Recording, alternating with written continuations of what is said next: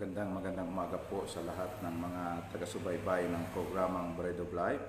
Muli po ang inyong lingkod, Evangelist Rodrigo Bacos, ay narito po para po maghatid sa inyo ng tinapay ng buhay na siya pong kailangan natin para po patuloy na maging malakas at malusog ang ating buhay pananampalataya. So sa umaga po ito ay tayo po ay nagagalak na ang ating programa ay atin pong naipagpapatuloy. Nasa lugar po tayo na mayroong signal at medyo kulang lang po tayo ng mga magagandang kagamitan tulad ng light, pero ganun pa man, higit sa lahat ay maging maliwanag yung aral at mensahe. Kahit medyo yung ilaw ay kulang sa liwanag, pero yung mensahe higit sa lahat, yun ang kailangan ay maging maliwanag para po maging pagpapala sa bawat isa sa atin. So, nais ko pong magpasalamat at pagpuri sa Panginoon na tayo po ay patuloy na binibigyan ng Diyos ng kalakasan, ganon din ang proteksyon kahit na minsan nagkakaroon ng mga iba't ibang problema at pagsubok, pero salamat po sa kalakasan na kaloob ng Panginoon na sa pamagitan po ng kalakasan ito tayo po ay patuloy na nakapaglilingkod. So, babati na po tayo sa ating mga tagapakinig at mga taga-subaybay po sa iba't ibang dako ng mundo. So, simulan po natin ang pagbati sa ating mga tagapakinig at taga-subaybay po sa lugar po ng Amerika. Diyan po sa San Francisco, sa Hayward, sa Daly City, Sacramento, diyan po sa Fresno at sa iba't iba pang lugar ng California. Mapagpalang araw po ang pagbati ng inyong munting lingkod. At ganoon din po sa ating pong mga taga-subaybay at sa ating pong mga tagapakinig dyan po sa lugar ng New Zealand, sa Rotorua, Tauranga, sa Hamilton, Auckland, at sa iba't iba pang lugar ng New Zealand.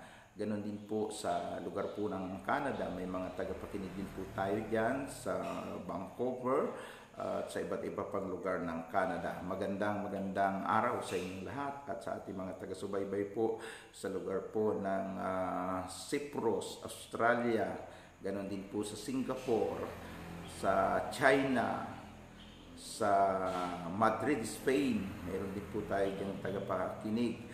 At dyan po sa iba pang mga lugar sa Japan, sa Yokohama, sa Kawasaki, sa Chiba, Ichihara, sa ating mga kaibigan at mga kamanggagawa na nandyan sa Japan. Magandang umaga sa inyo at sa ating pong mga tagapakinig po sa lugar po ng China, sa Hong Kong, sa Macau, at ganoon din po sa iba pang mga bansa na hindi ko man po mabanggit, ay pinasasalamatan ko na sila po ay nakaka-subscribe na po sa ating pong YouTube channel at nakaka-subscribe na din po dito po sa ating Facebook, sa ating live streaming.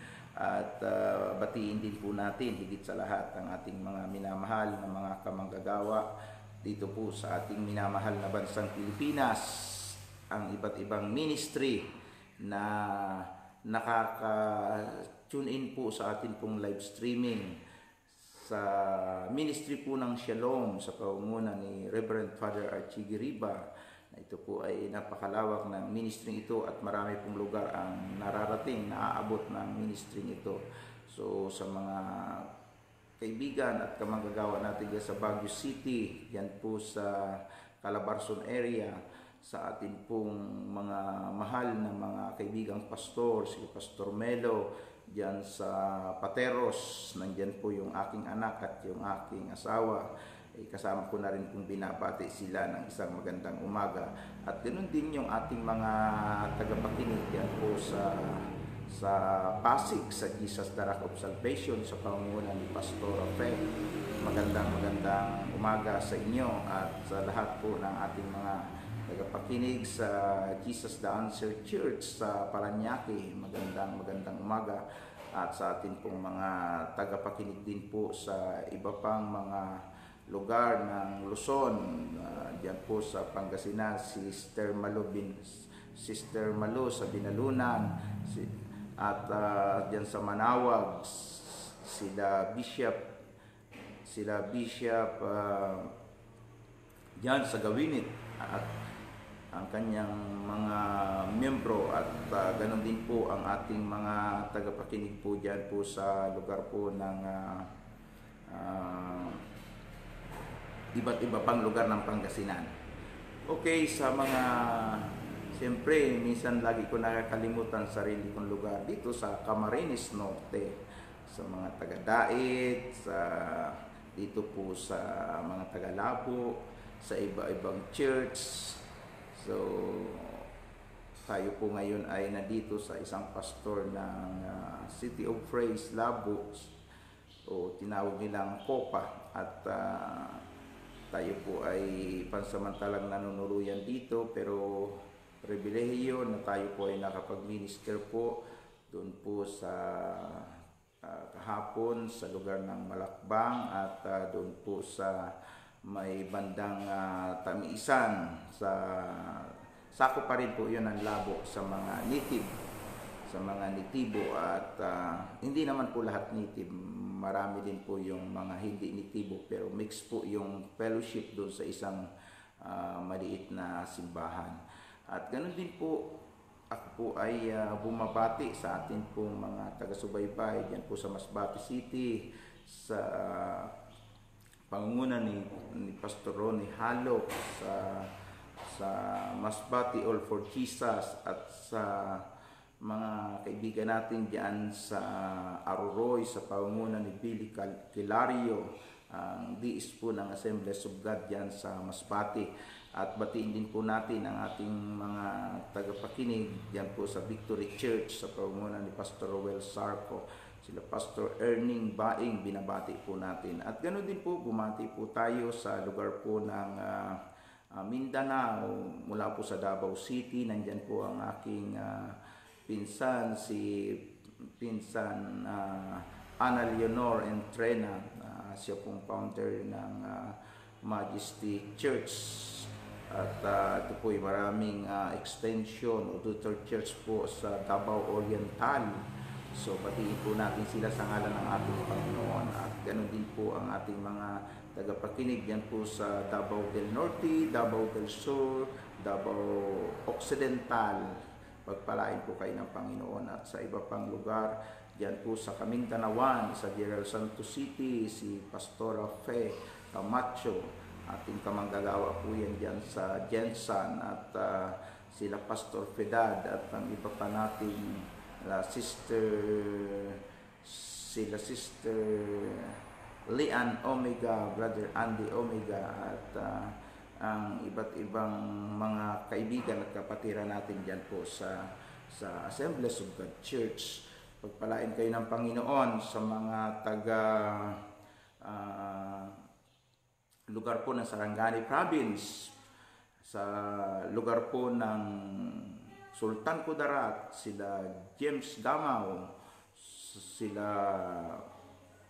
Pastor Okol sa lugar po ng Lambayong, sa ministry ng Church of God, Lambayong Sultan Kudarat, sa President Quirino, diyan po sa Mamali, at sa iba pang lugar ng Sultan Kudarat. At siyempre yung mga taga Pulumulok, magandang umaga po dyan sa inyo sa ministry ng Church of God. At sa Cotabato City, magandang araw din po sa inyo dyan.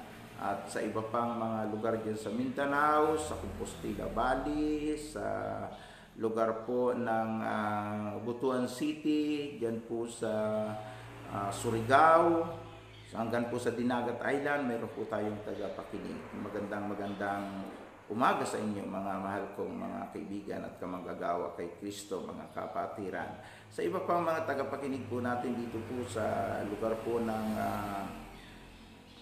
Bisaya, siyempre hindi natin pwedeng kalimutan ang mga taga-Tunga, Leyte.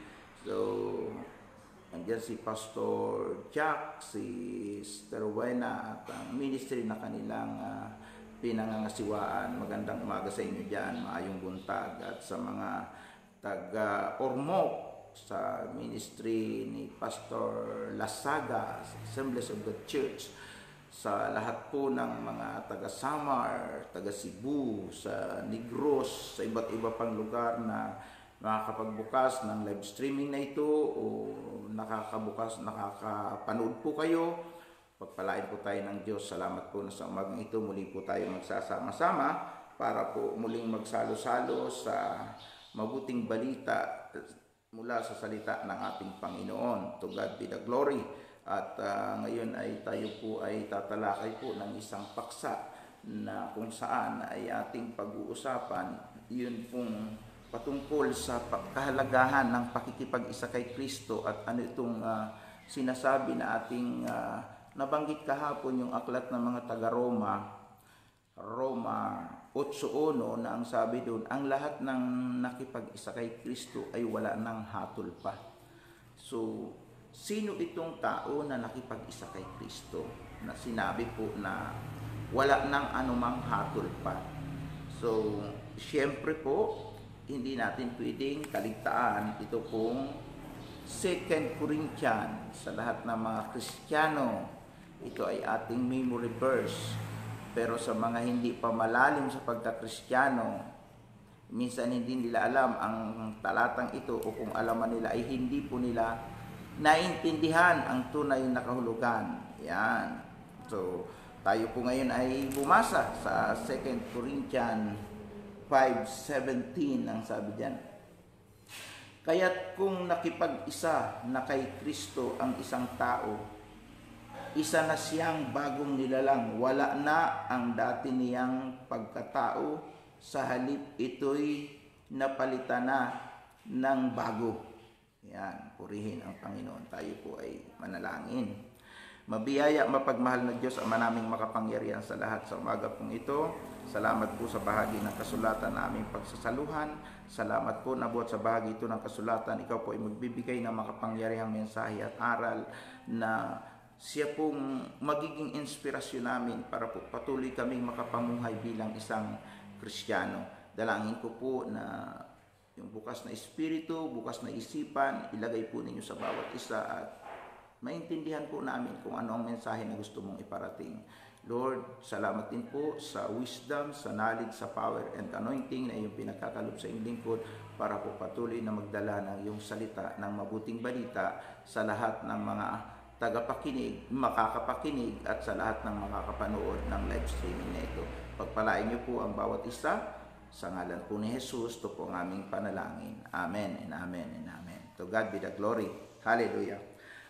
Mga minamahal kong mga kaibigan at taga-subaybay sa programang ito ng Bread of Life, ang paksa natin ay patungkol sa pagkikipag-isa kay Kristo na kahapon po ay binanggit ko sa aking live streaming yung Roma 8:1 na kapag ang tao nakipag-isa na, ang pangunahing benepisyo niya, hindi na siya mahatulang maparusahan.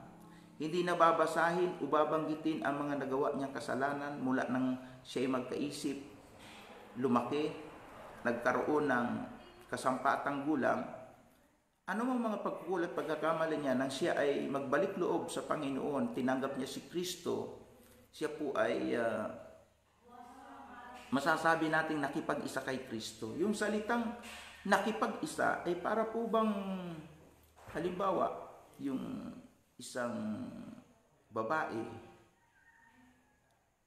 nag-asawa, nakipag-asawa sa kanyang nobyo, di po ba ang tawag po doon ay sila ay pinag-iisang dibdib?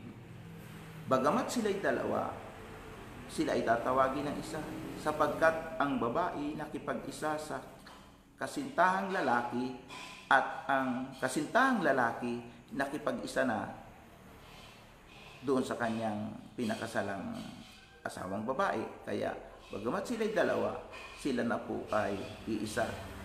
Kaya may similarity po yun sa taong nakikipag-isa kay Kristo. Sapagkat ang ibig sabihin po nun, mga iniibig kong mga kapatid, kapag sinabing ikaw ay nakipag-isa, kaisa mo na si Kristo, ang Espiritu ni Kristo nasa iyo, at yung dating espiritu mo, wala na yun sa iyo. At yung taong nakipag-isa, Halimbawa, yung babae nagpakasal sa kanyang kasintahang lalaki, di sila po'y pinag-isa na. Yung dating magulang mo, iiwan mo na yon. At magpapasakop ka na doon sa asawa mong lalaki na nakipag-isa ka sa kanya. So, ang katotohanan, alam naman po natin yan, na si Kristo ang ating nobyo. At sa panahong tayo po ay nagpabautismo at tinanggap natin siya sa ating puso bilang Panginoon at tagapagligtas, ang ibig pong sabihin noon, tayo po yung kanyang bride. So para po tayong nakipag-asawa na sa kanya. So, mabuting balita ito sa mga balo. Yung mga hindi na nagdesisyong mag-asawa sapagkat satisfied na sila sa spiritual na nobyo nila. Walang iba kung hindi si Kristo. Amen. So, minsan ay sapat na sa kanila yung kagalakang kaloob ng Espiritu Santo. Sapat na sa kanila yung buhay na sila ay nasa Panginoon. Nag-i-enjoy na sila sapagkat pag nasa Panginoon ka at babad ka sa Panginoon ay wala ka nangahanap-hanapin pa. Siya kasi yung kapupunan sa lahat ng kakulangan sa ating buhay. Amen. So, patuloy nating i-elaborate, expound, at liwanagin yung taong nakipag-isa. Sapagkat sa binasa nating scripture sa aklat ng 2 Corinthians 5:17, ito po'y very familiar, lalo na sa mga nagpapakilala at kilala na tinatawag na born again. Sabi nun, pag ikaw is nakipag-isa na kay Kristo, ang tawag sa iyo isa ng bagong nilalang. Yun, kaya tinawag ka ng bagong nilalang. Pero yung kasunod na pangungusap dun, ang lahat ng bagay ay nagsilipas na at ngayon pawang bago na.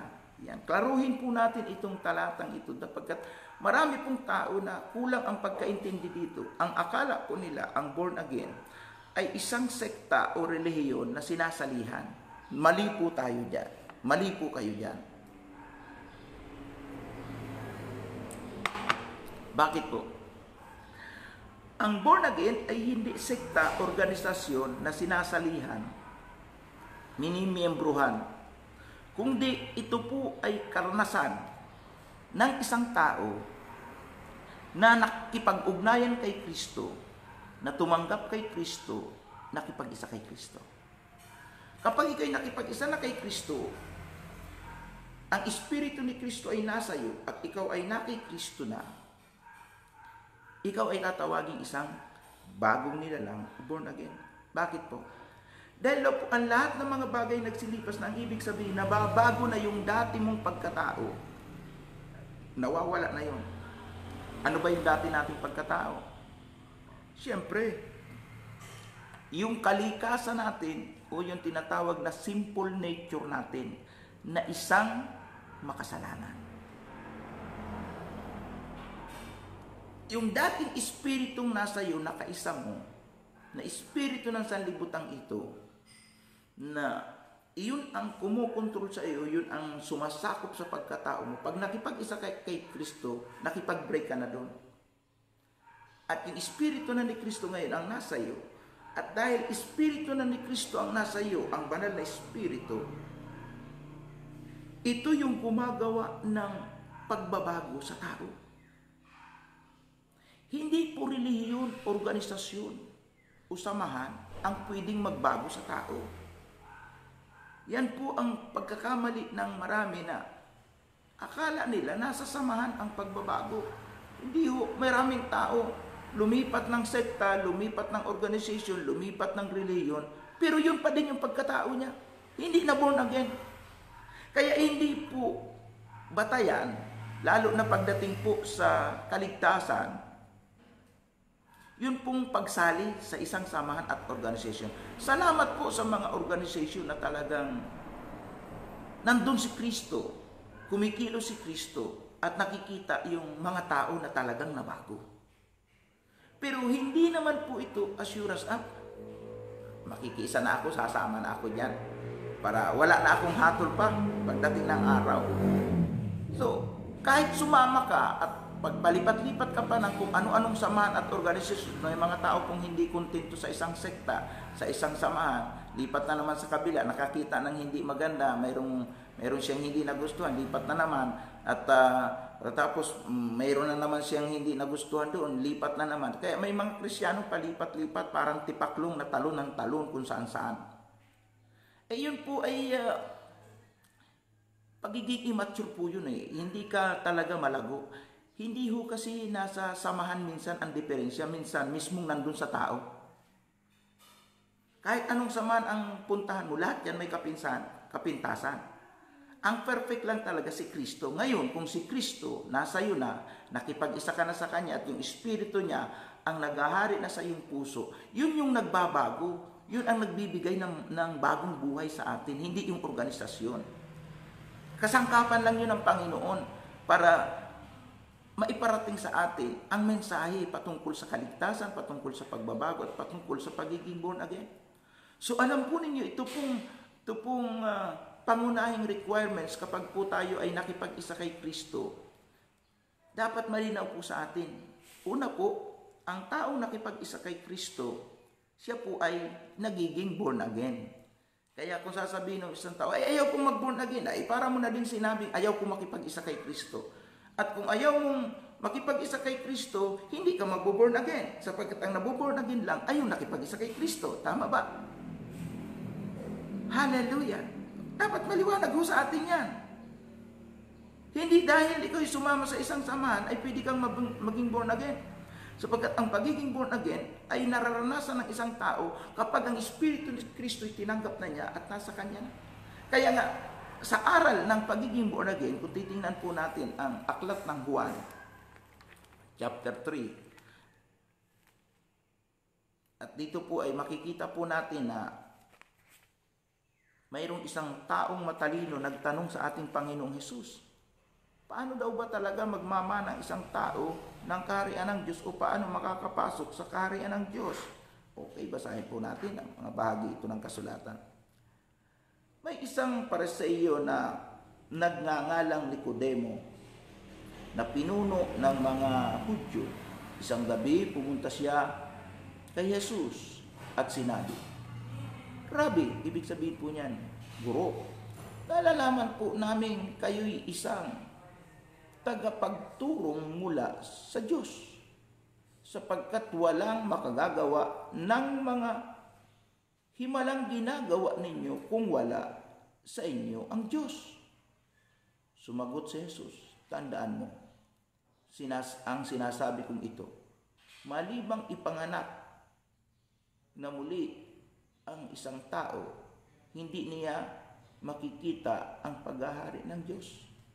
Ay paano pong maipapanganak na muli ang isang tao kung matanda na? Makapapasok pa ba siya sa sinapupunan ng kanyang ina para muling ipanganak? Tanong ni Nicodemo. Sagot naman ni Jesus, tandaan mo ang sinasabi kong ito, malibang ang isang tao ay ipanganak sa pamamagitan ng tubig at ng Espiritu, hindi siya makapapasok sa kaharian ng Diyos. Ang taong ipinanganak sa laman ay laman nga, at ang ipinanganak sa Espiritu ay Espiritu. Ngunit kung huwag kang magtaka sa sinabi ko sa inyo, kayong lahat ay kailangang ipanganak na muli. O ayan. Sapagkat siya po ay guro, titingnan po natin, ang sabi diyan, siya ay isang guro sa Israel. Pero nung ma-encounter niya si Jesus, ang pagkakilala niya, siya din ay guro, pero galing sa Diyos. Kasi may guro na hindi galing sa Diyos o hindi maka-Diyos. So, bagamat siya ay guro, wala siya talagang knowledge, wala siyang kaalaman doon sa pagpasok sa kaharian ng Diyos. At dahil siya ay naniniwala na si Jesus ay gurong galing sa Diyos, nilapitan niya ito at siya nga ay nagtanong kung paano ang isang tao makakaranas na siya ay pagharian at makapasok sa kaharian ng Diyos.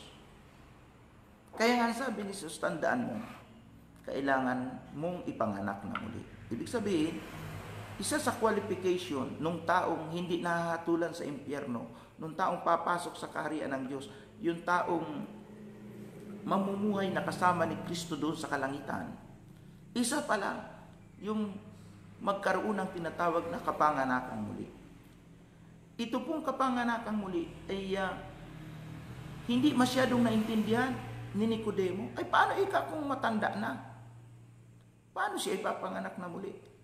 Kaya ang sabi ni Jesus, yung taong ipinanganak sa laman, ang ibig sabihin, yung natural na kapanganakan, siya ay isang taong makalaman.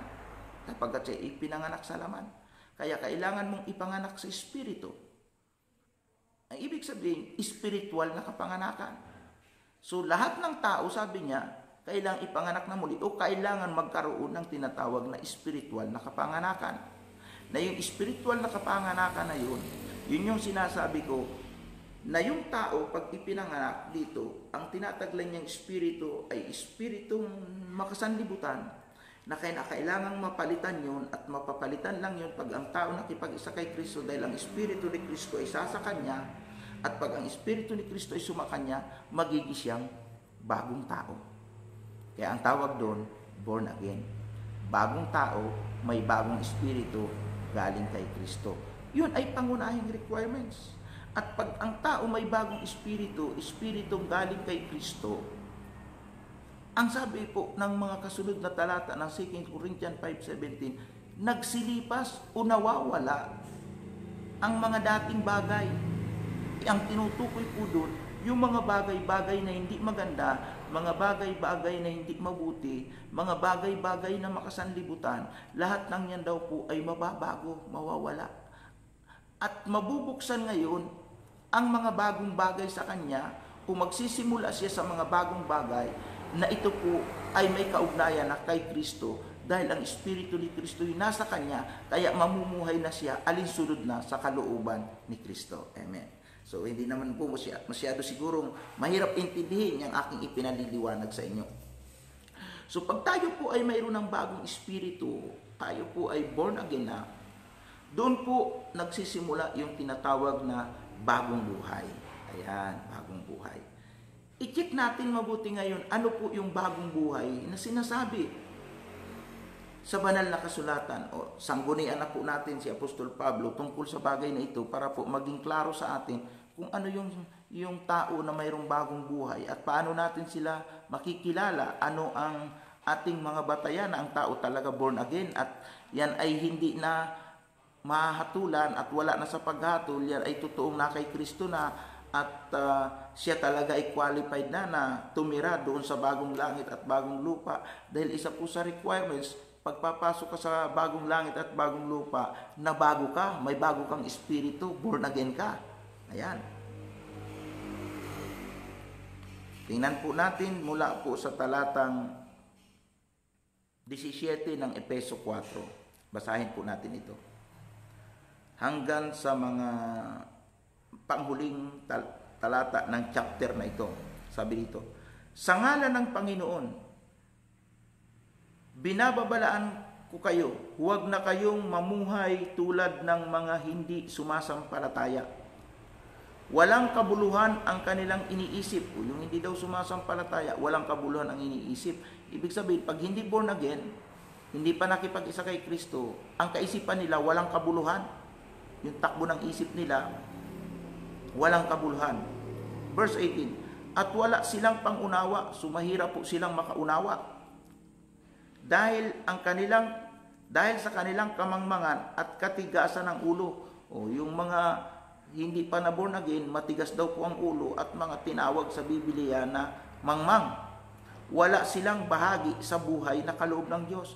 So hindi sila pwedeng makabahagi sa buhay na ipinagkakaloob ng Diyos. Kaya pag hindi nakipag-isa kay Kristo, hindi sila pwedeng magkaroon ng bahagi sa bagong buhay na kaloob ni Kristo. Kaya dapat ang tao, para po magkaroon ng bahagi sa buhay na kaloob ni Kristo o makaranasan nila ito, kinakailangan sila po ay magkaroon ng bagong espiritu, bagong kaisipan at bagong buhay. Ayan, magpatuloy po tayo. tinatalakay muna po yung mga taong wala pang bagong espiritu o hindi pa born again. Sila yung naging alipin ng kahalayan at wala na silang kahiyan. Yan. So makakapal ang mukha ang ibig sabihin, kapal moks. Wala daw po itong kahiyan. Wala na silang inatupag kundi pawang kalaswaan. So mahilig pala po sa kalaswaan pagka po ang tao po ay wala pa kay Kristo. Pero bigyan din po natin, ang ganda na po pagdating sa verse 20, kung kayo po ay sumusubaybay sa mga talatang ating binabasa. Hindi ganyan ang natutuhan ninyo tungkol kay Kristo. Napakinggan na ninyo ang aral ni Jesus at natutunan na ninyo ang katotohanan nasa Kanya. Yun ay sa mga taong nakipag-isa na kay Kristo, sa mga taong tumanggap kay Kristo, sa mga taong born again. Ang sabi po, nakapakinig kayo ng aral tungkol kay Kristo. Kaya ang pagbabago po at ang born again experience po ay nararanasan lang ng isang tao pag nakatanggap na siya ng aral ng mabuting balita tungkol kay Kristo. Kaya nga itong si Nicodemo, nalaman niya ang tungkol kay Kristo, na-encounter niya si Kristo, at nalaman niya na kailangan pala yung pagkakaroon ng born again experience o kapanganakang muli sa Espiritu. At ang sabi po dito, ang kanilang buhay ay ganito na po. Pag ikaw ay naturuan na ng aral ni Kristo, nakipag-isa ka na kay Kristo, nalaman mo na ang katotohanan tungkol kay Kristo, iwan na ninyo ang dating pamumuhay, hubayan na ninyo ang dati ninyong pagkatao. So kung ikaw ay na kay Kristo na, nakipag-isa ka na kay Kristo, isa ka ng born again, yung dating buhay mo na makamundo, yung dating espiritu kasi wala na sa iyo, ang dapat makita sa iyo ngayon ay bagong espiritu. Magre-reflect po yan sa pamumuhay mo kung totoong ikaw ay may bago ng espiritu na galing kay Kristo. Okay, magpatuloy po tayo. Hubarin mo na, sabi po dito sa talatang binasa natin, no? Medyo po lumalabo. 22, iwan na ninyo ang dating pamumuhay at hubarin na ninyo ang inyong dating pagkatao. Yung simple nature, binanggit ko kanina yon, na nasisira dahil sa masasamang pagnanasa. Magbago na kayo ng diwa at pag-iisip. So magiging bago na raw po ang kaisipan. At ang dapat ninyong isuot ay ang bagong pagkatao na nilikhang kalarawan ng Diyos at nahahayag sa makatuwid ang banal na pamumuhay ayon sa katotohanan. Praise God. Kasi po, pag bago na po ang espiritu natin at totoong born again na po tayo, iba na po ang takbo ng isip natin. Pag ang tao hindi born again, ang kaisipan niya makamundo at mga bagay na ukol sa mundo lamang ang kanyang pinagtutuunang pansin. Pero pag ikaw'y totoong born again na at nabago na ang espiritu mo, ang kaisipan mo na makamundo ay mapapalitan ngayon ng kaisipang makalangit.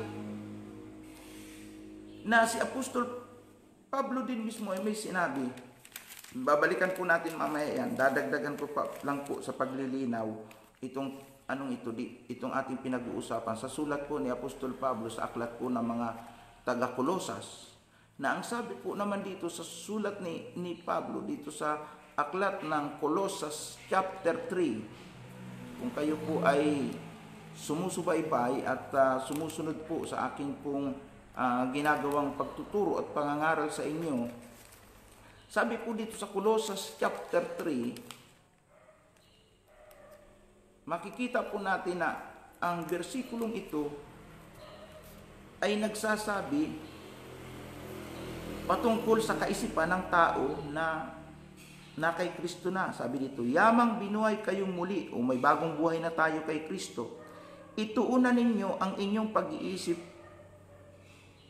sa mga bagay na nasa langit na kinaroroonan ni Kristo na nakaupo sa kanan ng Diyos.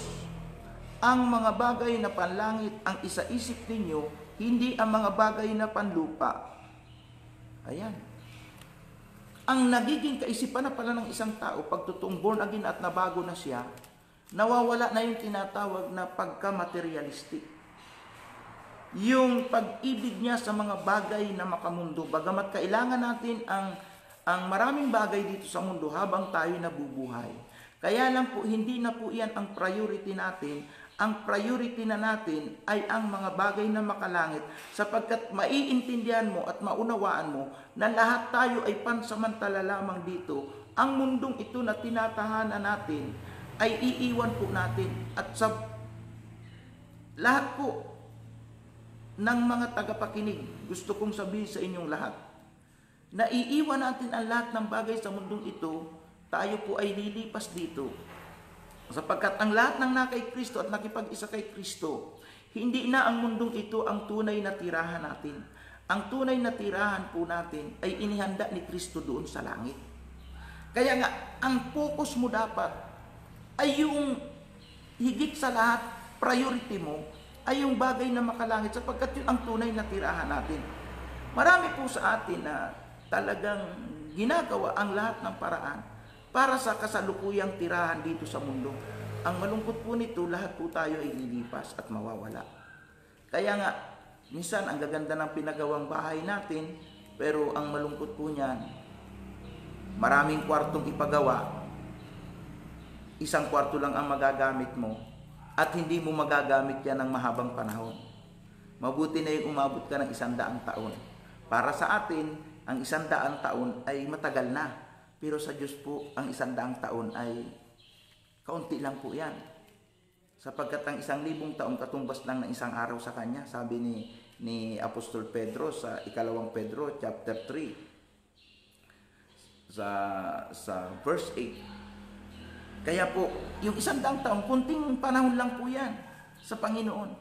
So, marami sa atin na sa pangkasalukuyang panahon, doon nakatuon ang kanyang atensyon. Doon nakabuhos ang kanyang panahon. Na kung saan, pag ikaw daw po ay nakipag-isa na kay Kristo, born again ka na, ang kaisipan mo ay hindi na ganun. Sabi ni Apostol Pablo, ang liwaliwanag po sa binasa natin scripture, isa-isip na ika ninyo ang mga bagay na panlangit. Hindi na yung mga bagay na ukol sa mundo. Sapagkat tayo ay na kay Kristo, nakipag-isa na kay Kristo, ang priority na natin ay mga bagay na panlangit. Maraming tao, karamihan ng paghahanda, puro lang sa buhay na ito. Ay, ang malungkot nga hindi tayo magtatagal, iiwan natin yan So, salamat naman, at least magpapasalamat sa atin yung mga anak natin o mga mahal natin sa buhay, na pag tayo kinuha ng Panginoon, may iniwan tayo sa kanilang investment. Kaya po minsan, tamad na magsikap yung mga anak natin, sapagkat umasa na sa ating pinagpaguran at ating pinaghirapan. So, minsan po ay nasa atin din minsan pagkukulang mga magulang kung bakit nagiging tamad yung mga anak, sapagkat inaasahan natin sila o tinuturuan natin sila na lagi na lang umasa sa atin, hindi magsikap sa sarili nila. At kung minsan, dahil nga sa pag-iisip mo ng investment sa kasalukuyan, yung mga mahalagang bagay o higit na mahalaga ang mga bagay na espiritual o makalangit ay nakakaligtaan natin at hindi natin nagiging priority. Kaya ang challenge ni Apostol Pablo, kung totoong tayo mayroon ng bagong buhay, ang kaisipan natin dapat ay hindi na nakatuon o nakapokus sa mga bagay ng mundong ito, kundi ito po ay nakapokus na sa mga inihahanda ng Diyos dun sa langit, sa mga bagay na makalangit. Kaya po tayo po ay isang taong bago, dahil nga po ang pananaw natin ay hindi nakatulad ng pananaw ng mga taong makasanlibutan o mga tao na ang isip ay puro sa sanlibutan. Kaya nga, napakahabang aralin at napakagandang aralin itong patungkol po sa pagkakaroon ng bagong buhay kay Kristo. Magpatuloy po tayo. Okay. 23. Magbago na kayo ng diwa at pag-iisip, at ang dapat ninyong isuot ay ang bagong pagkatao na nilikhang kalarawan ng Diyos at nahahayag sa matuwid at banal na pamumuhay ayon sa katotohanan. Praise God. Ang ganda po ng talatang ito, mga iniibig kong mga kapatid. Sabi po dito ay dapat daw po ang taglayin na nating damit, isuot na ika ninyong damit, ay yung pagiging kalarawan ng Diyos. Ano ang Diyos? Di ba ang Diyos banal? At tayo ay nilikha ng Diyos ayon sa kanyang wangis. Kung ang tao ay nilikha na sa wangis ng Diyos, nakadesenyo, nakamukha ng Diyos, ang kahulugan po noon, mga kapatid, kung ang Diyos ay banal, dapat ang tao ay banal. Pero hindi naging ganun dahil ang tao nga nalinlang nadaya ng kasalanan, kaya mula sa pagiging banal, siya ay naging isang makasalanan, kaya yung pagiging kalarawan ng Diyos, nawala na sa kanya yun. Nung magkasala, nawala na yung pagiging kalarawan ng Diyos. Eh ano na ang naging kalarawan ng tao? Ay di, kung ano yung mga katangian ni Satanas na nandaya at nanluko sa tao, iyon na yung mga naging katangian ng tao. Naging makahayop na ang tao. Kaya nga minsan, yung mga tao, pag hindi mananampalataya, di ba, sasabihin doon sa kanyang kapwa, hayop ka talaga. O tinatawag nilang hayop. Minsan, sarili ngang anak eh. Pag galit na galit yung magulang, tatawagin, hayop kang bata ka. O di ba, minsan bukang bibigyan ng mga magulang nila. Eh di kung tinatawag mong hayop yung anak mo, di ikaw na magulang, hayop din. Dahil, nanggaling siya sa iyo. So, makikita po natin na wala yung pagiging kalarawan ni Kristo sa taong wala kay Kristo. So nabago lang siya o nababago lang ang isang tao pag nagkaroon siya ng kaugnayan kay Kristo, nakipag-isa na kay Kristo, doon po babalik yung pagiging kalarawan ng Diyos. Ibig sabihin, kung ang Diyos ay banal, doon na po babalik yung pamumuhay na may kabanalan. Kung ang Diyos ay matuwid, doon na po babalik sa tao, pag nakipag-isa na kay Kristo, yung buhay na pagiging matuwid. Ayan. At yung damit ng pagiging isang makasalanan, sabi diyan, hinubad na ninyo yan, at ang suot na ninyo ngayon, ay yung damit ng katuwiran at kabanalan ng Diyos. Ayan. Ibig sabihin po noon, pag nasa iyo yung damit ng katuwiran at kabanalan, ang lahat ng kalikuan at mga baluktot na buhay na ginagawa natin nung una, hindi na natin gagawin yun. Bakit po? Ay nasa matuwid na pamumuhay ka na eh. Nasa banal na pamumuhay ka na eh. Born again ka na eh. Ipinanganak ka ng muli, bago na yung espiritu mo. Ngayon siguro sasabihin natin, ay may nagagawa pa akong mga kasalanan eh. Eh paano yan? Eh di hindi pa ako banal.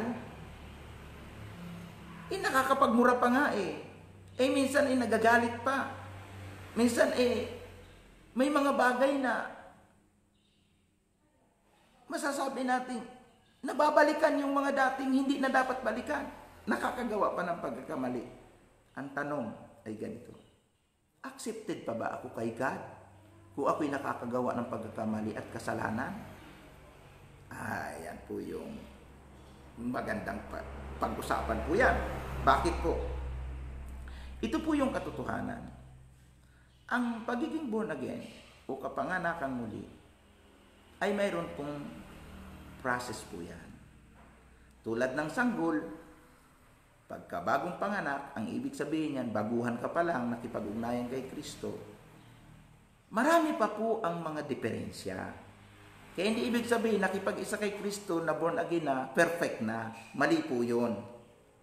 Nagsisimula ka ngayon sa bagong buhay na may kaugnayan kay Kristo. Ang ibig sabihin, hindi yun perfect. Pero inaari na tayo, dahil tayo nakipag-isa na kay Kristo, inaari na tayo, kahit hindi tayo banal, inaari na tayong banal. Kaya pinuproseso tayo para maging kalarawan ng Diyos. Under process po yan. Ay di siyempre pagbata, marami pa pong dapat unawain, aalagaan yan para makaabot doon sa tinatawag na maturity. Kaya ang buhay spiritual ay mayroon pong tinatawag na baby Christian, ang buhay Kristiyano, mature Christian, at immature Christian. Ayan. So, pag baby pa, sabi ko sa inyo, pag bata pa, minsan sariling tae niya, ginugumos-gumos niya eh. At hindi lang yun, may mga bata nga, pati tae, sinusubo sa bibig eh, kinakain. Ay bata, wala ka nang ibig sabihin, pagbaguhan pa kasi, natural lang yun, paminsan-minsan.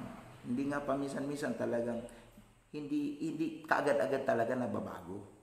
Nandun pa rin yung mga pagkakamali, pagkukulang, mga buhay ng isang taong makamundo, andun pa. Pero habang nagpapatuloy yan, dahil na kay Kristo yan, pinoproseso yan ng Diyos. At magmamature yan. Ang malungkot po niyan, kung tumagal ka ng Kristiyano, hindi ka natuto, hindi ka nabago. Ang tawag po diyan, immature. Para bang tumanda na pero kailangan pang laging nakadede. Matanda na pero ang isip-isip bata pa. Matanda na pero walang pinagtandaan. Ang tawag doon ay tumandang paurong. So ibig sabihin, laging nakabalik doon sa dating buhay. Hindi nag-mature. Yun ang delikado po. Yan po yung tinatawag nating mga naging bansot sa buhay Kristiyano. Naging immature, hindi lumago. Matanda ng Kristiyano, matanda ng mananampalataya, tampuhin pa, magagalitin, at siya po ay talaga nagkikimkim ng galit, nakikipag-away, gumagawa pa ng mga makamundong bagay. Pero Kristiyano, lagi sa church. So ang ibig po sabihin yan, immature po yan. So hindi po natin kayang baguhin ang ganyang tao, pero sa Diyos naman po walang imposible. Huwag po nating tigilan, patuloy nating ipag-pray at maniwala po tayo, sa Diyos po walang imposible. Hindi naman po ibig sabihin ganun yung tao ay kasuklaman na natin, layuan na natin at sabihin natin, ay huwag ka na dito sumama sa amin sa born again kasi puro kalukuhan yung mga nagagawa mo, ikaw ay pabalik-balik pa sa mundo, ikaw ay ganito, hindi ka magandang magsalita, hindi magandang ugali. Hindi naman natin pwede silang itakwil. Yan ang sinasabi ng Panginoon doon sa isang parable doon sa kwento po doon sa naghasik ng mabuting binhi. Chapter 30 ng Mateo. Sabi nung tagapaghasik, abay mabuting binhi yung inyasik namin, bakit ika may mga damo? Saan ika galing yan? Sabi, gawa ika ng kaawayan. Sabi ng Panginoon, ay di tanggalin na lang namin yung mga damo na yan. Sabi ng Panginoon, ay pabayaan ninyo. Hayaan mo tumubo ang damo, hayaan mo tumubo ang trigo. Ako na ika ang bahala sa araw ng paghukom. Darating ang mga anghel, ihiwalay ang mapanirang damo sa mga trigo. So ang ibig pong sabihin nun, sa simbahan po, hindi natin mape-perfect.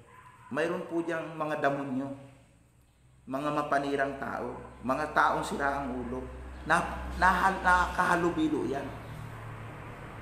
So pagdating po ng Judgment Day, yan yung sinasabi ko sa inyo. Yan ang haharap sa paghatol. Yan yung babasahan ng lahat ng kanya nagawang kasalanan pag hindi tuluyang nagbago. Kaya delikado yung mga immature, yung hindi lumago. Nakaalam ng salita ng Diyos pero hindi na i-apply ang salita ng Diyos. So nakipag-isa kay Kristo pero hindi namuhay, nakaisa ni Kristo. Namuhay pa rin siya sa sarili niya. Nabuhay pa rin siya sa dating buhay niya. Hindi yan ang itinuturo ni Apostol Pablo. Sapagkat ang sabi dito, dapat hubad na yung lumang buhay, yung lumang pagkatao, ang damit na natin ay damit na ng kabanalan ni Kristo at katwiran ni Kristo. Sabi po dito, ito po yung magiging refleksyon ng kanyang makikita po ninyo, magre-reflect ito sa kanyang pamumuhay. Dahil dito, verse 25, itakwil na natin ang pagsisinungaling at tayong lahat ay magsabi ng totoo sa isa't isa. Sapagkat tayo'y bahagi ng iisang katawan. Kung magagalit man kayo, iwasan ninyong kayo ay magkasala. Huwag ninyong hayaang lumubog ang araw sa galit. Nagalit pa kayo. Huwag ninyong bigyan ng pagkakataon ang dyablo. Ang magnanakaw ay huwag magnakaw. Sa halip, magtrabaho siya ng marangal para sa sariling ikabubuhay at makatulong sa pangangailangan. Huwag kayong gumamit ng masamang salita, kundi yung salitang gagamitin makapagpapalakas at angkop sa pagkakataon upang makapagdulot ng mabuti sa mga nakakarinig. At huwag din ninyong saktan ang kalooban ng Espiritu Santo sapagkat siya ang tatak ng Diyos sa inyo, ang katibayan na kayo ay tutubusin pagdating ng takdang araw. Alisin na ninyo ang lahat ng sama ng loob, puot at galit. Huwag na kayong mambubulyaw, manlalait, mananakit ng damdamin ng kapwa. Sa halip maging mabait kayo at maunawain. mapagpatawad kayo sa isa't isa tulad ng pagpapatawad sa inyo ng Diyos dahil kay Kristo. Wow, grabe po yung scripture natin, no? Hallelujah! So, dito po ay itinuturo po kung ano na yung tao na talagang nagkaroon ng bagong buhay kay Kristo, yung nakipag-isa kay Kristo. So, maliwanag po na ang sabi po dyan, kung dati ikaw ay nagsisinungaling, huwag ka nang maging sinungaling. Nabago ka na nga kasi yung ugali ng pagiging isang sinungaling, doon lang yon sa mga anak ni Satanas, kasi nga po, nung hindi ka pa anak ng Diyos, nasa ilalim pa ng kaharian ni Satanas, natural yun sa iyo, sapagkat si Satanas ay sabi nga, ang pinaka-ama ng kasinungalingan. Nasa Juan 8:44 po yan, siya po ang Diablo na sa simula pa ay sinungaling na. So, dahil hindi na siya ang iyong ama, hindi na espiritu niya ang nasa iyo, espiritu na ni Kristo, ang sasabihin mo'y katotohanan dahil si Kristo na sinampalatayanan natin, ang espiritong tinanggap natin, hindi na po yan masisiyahan kung ang isang tao na tinitirahan niya sinungaling pa.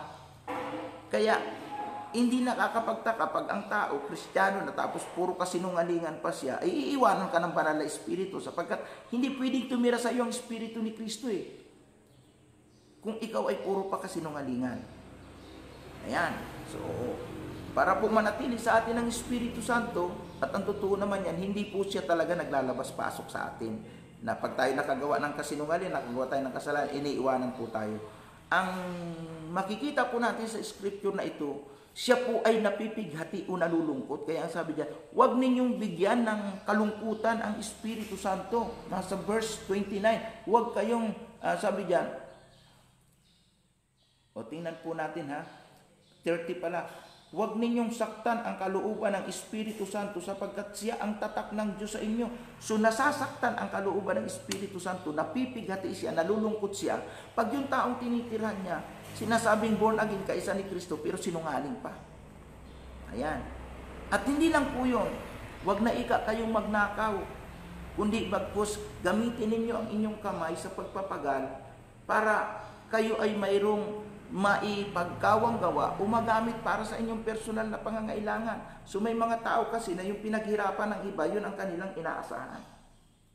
Pero liwanagin pa rin natin ito, hindi lang po sa material na aspeto ng buhay, kundi sa spiritual aspect na may tao po na nagnanakaw pa kahit born again at Kristiyana. Ibig sabihin, yung mga taong hindi marunong mag-tithes, hindi marunong magbigay ng kanilang mga offering, ang sabi nga po doon sa Malakay 3:8, matuwid ba ako'y pagnakawan ng tao?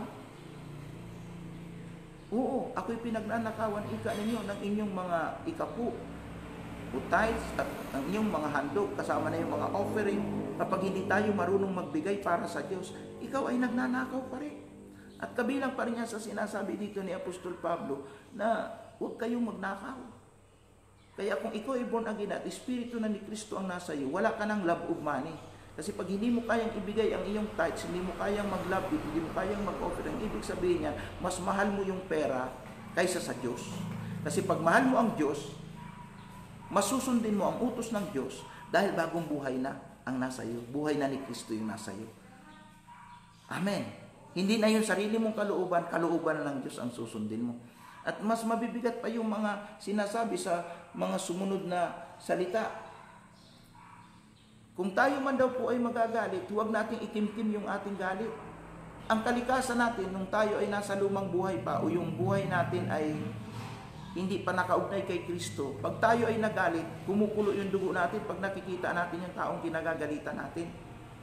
Diba? Suklam na suklam tayo at hanggat maaari ay ayaw natin silang makita. So, sabi diyan, palipasin ninyo, ibig sabihin yung galit, huwag ninyong palubugan na araw, ibig sabihin, palipasin lang ninyo. Magalit kayo, siyempre hindi naman tayo pwedeng matuwa kung alam nating mali na ang ginagawa. Hindi naman tayo pwedeng matuwa kung alam nating inaargabyado, niluloko na tayo. Magalit tayo, pero palipasin daw po yung galit. So, ibig sabihin, huwag kimkimin. Kasi yung pagkimkim ng galit, yun ay karakteristik at ugali ng tao pag hindi pa born again. Pag born again ka na, kahit minsan aping-aping ka na, argabyado ka na, nagpapaumanhin ka pa rin, nagpapatawad ka pa rin. Bakit? Ay pinatawad tayo ni Kristo sa ating mga kasalanan. Dami nating kasalanan mula nung pagkabata natin hanggang nagkaisip, lumaki tayo, marami tayong mga kasalanan eh. Eh kung hindi tayo magpapatawad sa nagkakasala sa atin, ay hindi rin tayo patatawarin ng Diyos. Eh di, anong mangyayari ngayon sa atin kung hindi tayo magpapatawad at hindi tayo patatawarin ng Diyos? Eh hindi tayo accepted sa kaharian ng Diyos.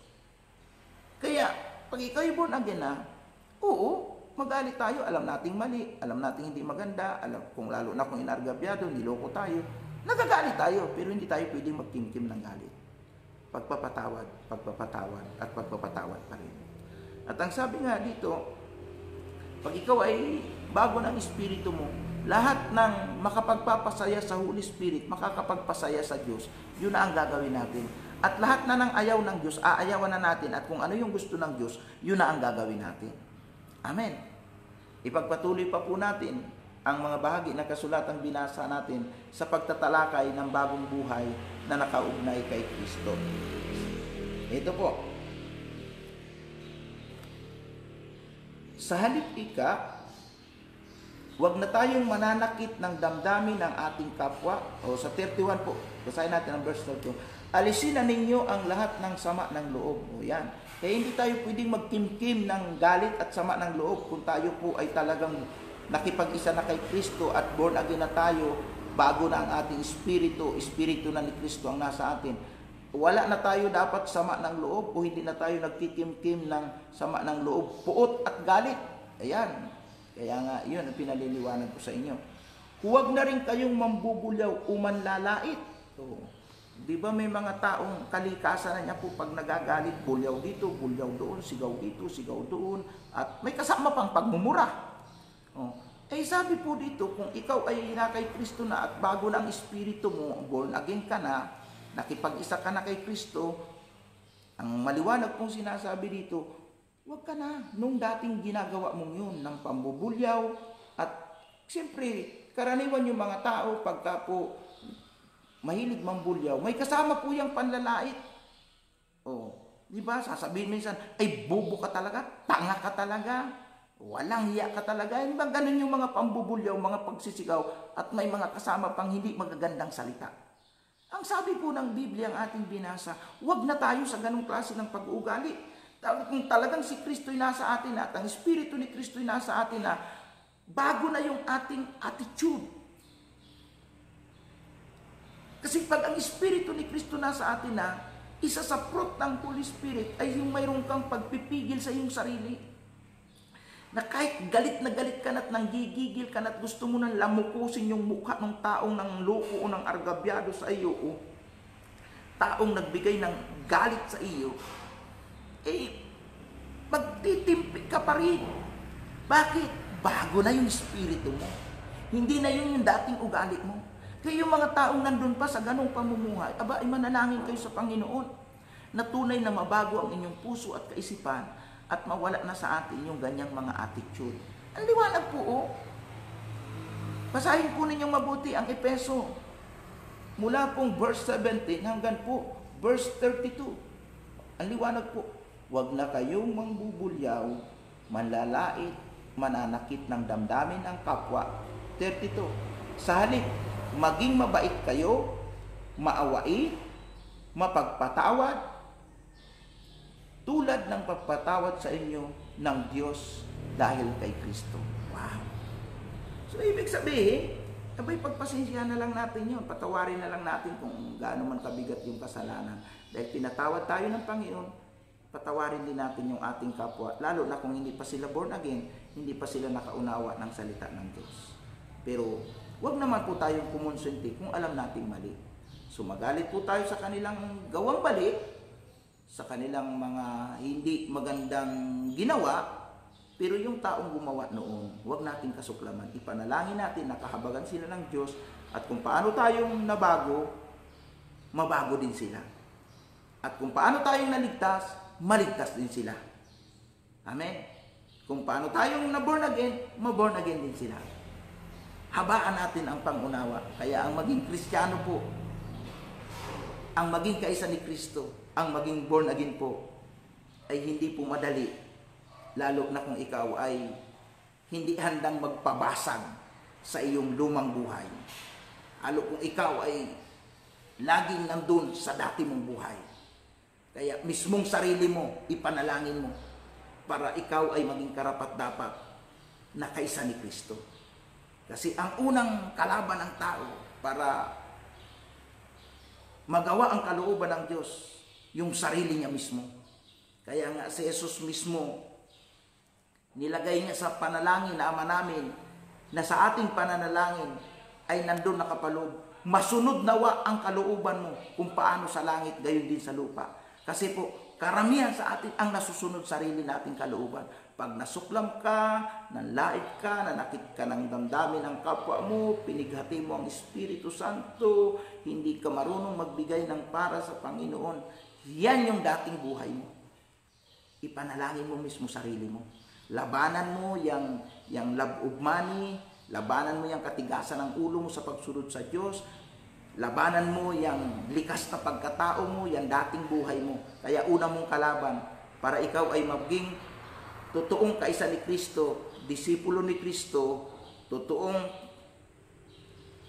nasa bagong buhay na, wala na sa dating buhay, lahat ng mga bagay na ayaw ni Kristo, ayawan natin, at kung ano ang gusto ni Kristo, yun ang gawin natin. Mamuhay tayo ayon sa kanyang kalooban. Salamat po at mapagpalang umaga po sa inyong lahat. At ngayon po, pansamantala po tayo magtatapos sa atin pong pag-aaral. Ito po ang ating pong tinapay ng buhay na kung saan po atin pong napagsaluhan, at umaasa po ako na nadulutan po tayo ng masustansyang pagkain na ito. Napalakas po tayo, na-encourage po tayo, naturuan po tayo ng tamang turo, na ito po ay magiging inspirasyon natin para po sa pang-araw-araw na buhay natin.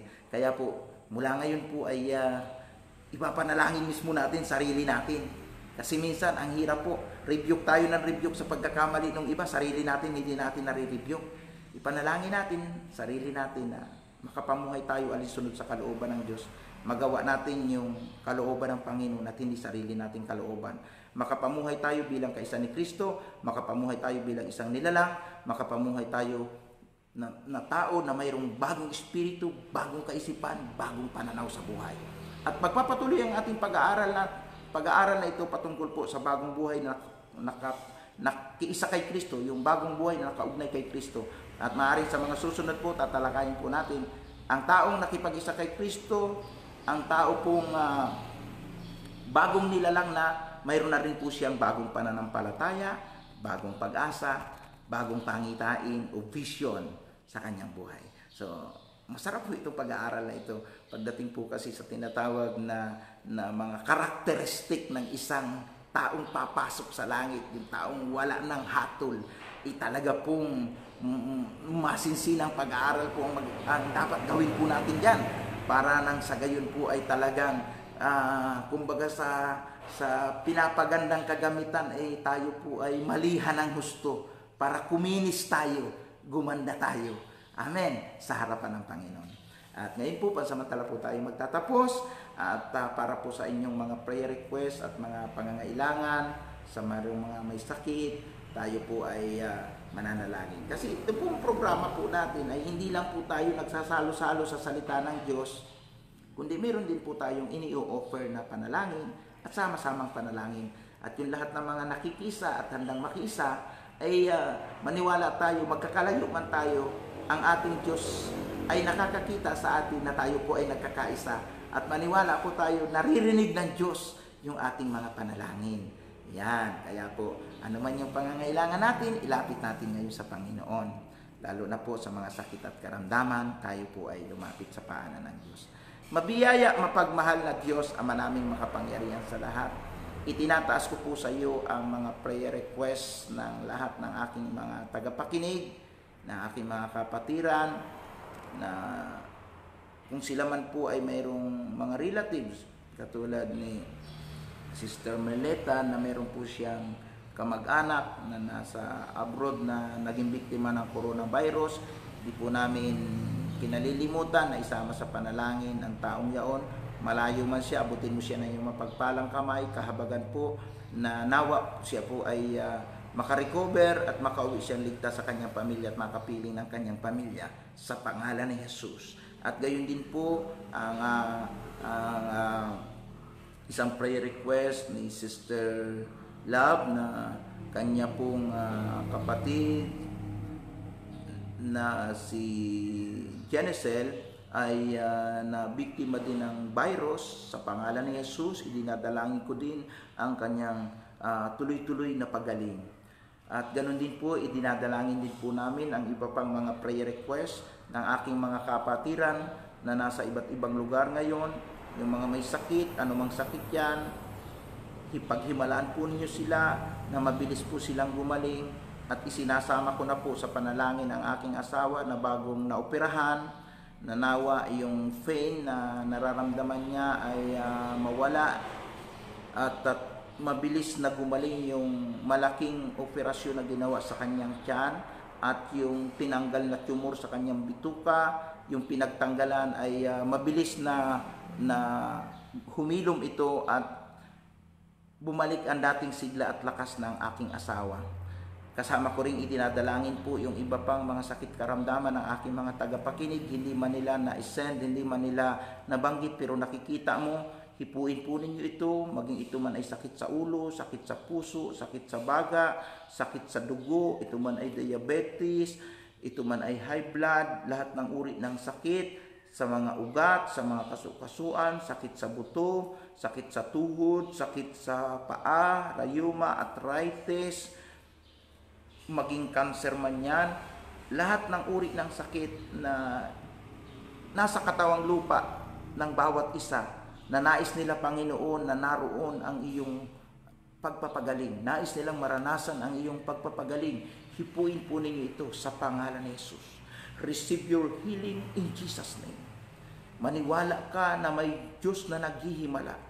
Maniwala ka na may Diyos na kayang gumamot ng lahat ng uri ng sakit. Maaring hindi na kaya ng doktor, pero po sa Diyos po walang imposible. Siya ang doktor ng mga doktor, na kapag tayo nanalig ng buong puso, tuturuan niya tayo para gumaling po ang ating mga sakit. At maniwala tayo sa himala ng kagalingan galing sa Panginoon. In Jesus' name. In Jesus' name.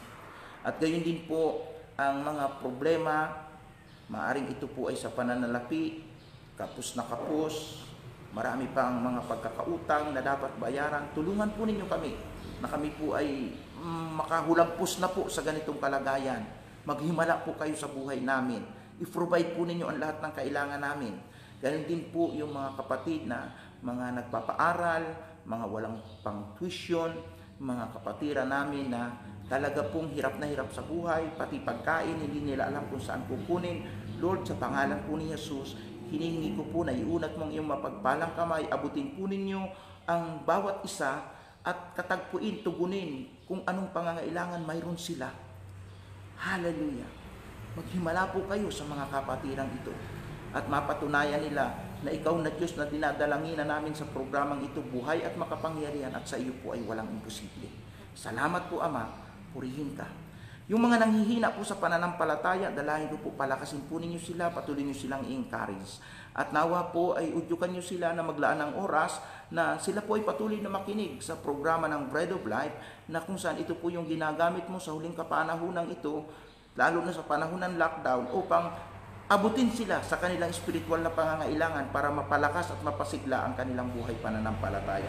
Kaya nga aming Diyos, salamat po sapagkat ang programang ito ay iyong tinatangkilik at ginagamit para po katagpuin ang buhay espiritual ng lahat ng mga tao sa iba't ibang dako, hindi lang sa Pilipinas, kundi sa iba't ibang panig ng mundo. Salamat po, purihin ka Panginoon sa iyong kabutihan, sa iyong katapatan. Salamat na kami iyong patuloy na pinagpala. Tinugon mo ang aming mga prayer requests, ang aming mga pangailangan. At hindi lang po yun, umaasa kami na sa aming pansamantalang paghiwalay, saan man kami pumunta, anuman ang gagawin namin, papatnubayan mo kami ng iyong banal na Espiritu at magiging matagumpay kami sa lahat ng aming gawain. At tunay nga na kami po ay managumpay at higit pa sa mananagumpay, at ang kaaway ay wala nang magagawa sa amin dahil ikaw, Kristo Jesus, na ang aming espiritu'y nakipag-isa na sa iyo at espiritu mo ay nasa amin na kami na nakipag-isa sa iyo ay tunay na lagi mong lalangkapaan ng langkap ng iyong pag-ibig at pagmamahal. Salamat po. Purihin ka po aming Panginoon sa iyong pinakamataas na karangalan ngayon at magpakailanman sa pangalan ni Jesus na Panginoon namin at tagapagligtas. Ito po ang aming dalangin. Amen. Amen. To God be the glory. Salamat po sa lahat ng mga naka-online at sa lahat ng aking mga taga-subaybay, sa mga late lang na manunood at makikinig sa programa ng Bread of Life. Ako po ay bumabati ng isang mapagpalang umaga at Diyos ang patuloy na sumama sa atin at gumanti sa lahat ng ating kabutihan at kagandahang loob. Diyos mabalos, sabi sa muyang mga Bicolano, sa Indo Gabos. Pagpalain tayo ng Panginoon.